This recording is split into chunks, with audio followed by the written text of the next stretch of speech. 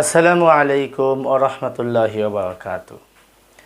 আওয়ামী লীগ দল পুনর্গঠন করলে সমস্যা নেই, বিশৃঙ্খলা করলে অনেক রক্ত ঝরবে বললেন স্বরাষ্ট্র উপদেষ্টা।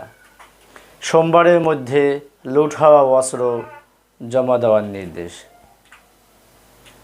আজ স্বরাষ্ট্র উপদেষ্টা এক ব্রিফিংয়ে বলেন যে আওয়ামী লীগের অবদান দেশে আছে, সেটা তুলনামূলক কম হোক বেশি হোক আছে, মানুষ ভালো বুঝুক মন্দ বুঝুক যেভাবেই হোক, তিনি বলেছেন তাদের অবদান আছে।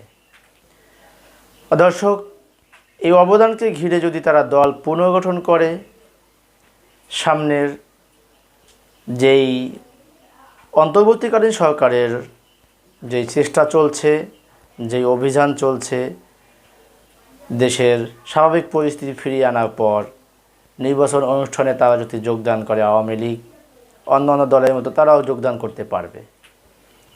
কিন্তু তিনি এক পর্যায়ে হুঁশিয়ারি দিয়ে বলেন যে যদি বিশৃঙ্খলা করতে যায় তাহলে হাজার হাজার প্রাণ ঝরবে, রক্তপাত হবে, এটা কোনোভাবেই মেনে নেওয়া যাবে না।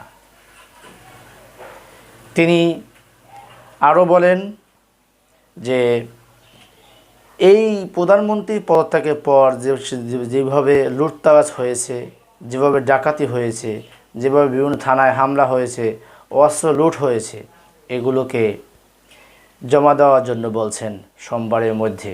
যদি জমা দেওয়া না হয় 19 তারিখের পর কারো কাছে অস্ত্র পাওয়া গেলে কঠোর পদক্ষেপ নেবে বলে হুঁশিয়ারি দিয়েছেন তিনি। দর্শক, আজ এ পর্যন্তই। ততক্ষণ ভালো থাকুন, সুস্থ থাকুন। দেখা হবে পরবর্তী ভিডিওতে। আল্লাহ হাফেজ।